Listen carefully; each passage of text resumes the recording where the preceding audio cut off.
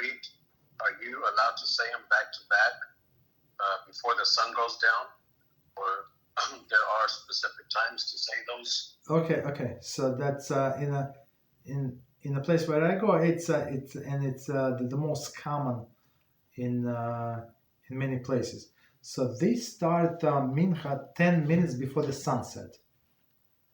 10 or 15 minutes. It depends on the congregation.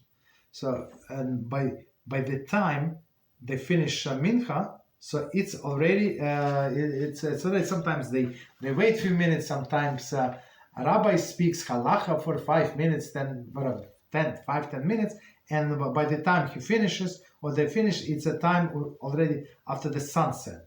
So, and according to many of our authorities, you're allowed to pray evening prayer, Ma'ariv or Arvit. Sometimes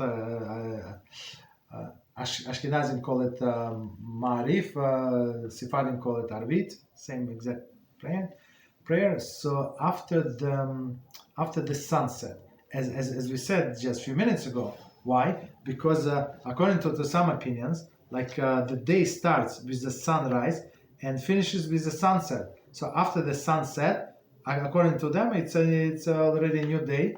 So and you can say technically these evening prayers. There is no problem.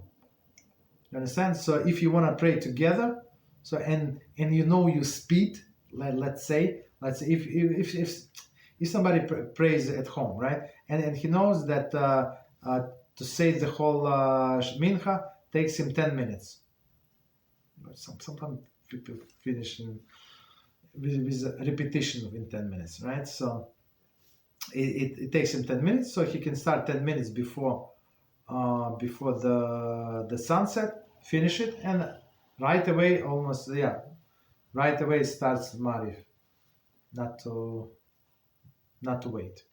So that's practical.